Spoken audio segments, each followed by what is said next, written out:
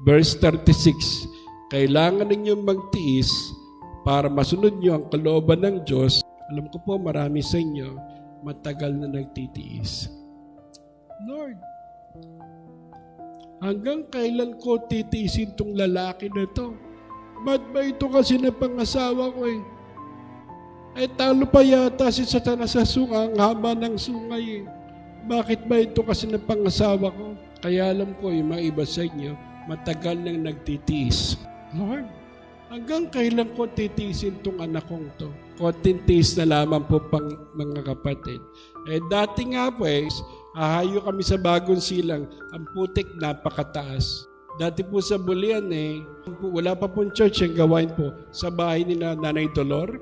Alam nyo, yung bahay nila Nanay Dolor may balon sa loob ng bakuran. Tinatakpan po yung balon. Pagkagawain na po, doon po yung ginagawang pulpito. Kaya pag nagpipreach ka, bigla ka nawala, nasa na si pastor? Baka nalaglag ka dun sa balon.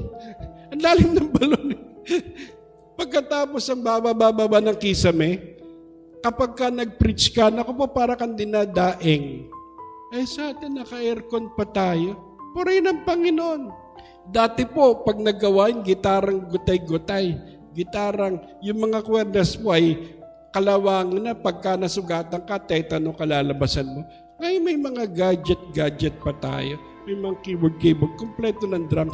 Alam niyo po sa sukat, ang drum set namin dati, tambo lang po na pinagkabit-kabit ng mga container. Pagkatapos yung cymbal po ay pinagkabit-kabit ng mga tansan. Tapos yung pinaka-main cymbal, takip ng kaldero. Pero ang saya namin magkantahan. Rumurolling pa yung drummer doon. Ngayon, tignan mo naman, naka-pearl drum tayo. Ngayon ka pa ba susuko?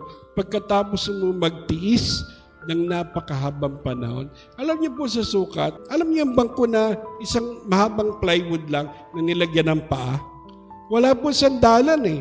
Alam niyo kagandahan nung wala natutulog. Kasi pag nakatulog ka, bagsak ka sa upuan. Ngayon naka-aircon. Ang ganda ng upuan, sarap matulog. Lahat ng tulog, sabing amen.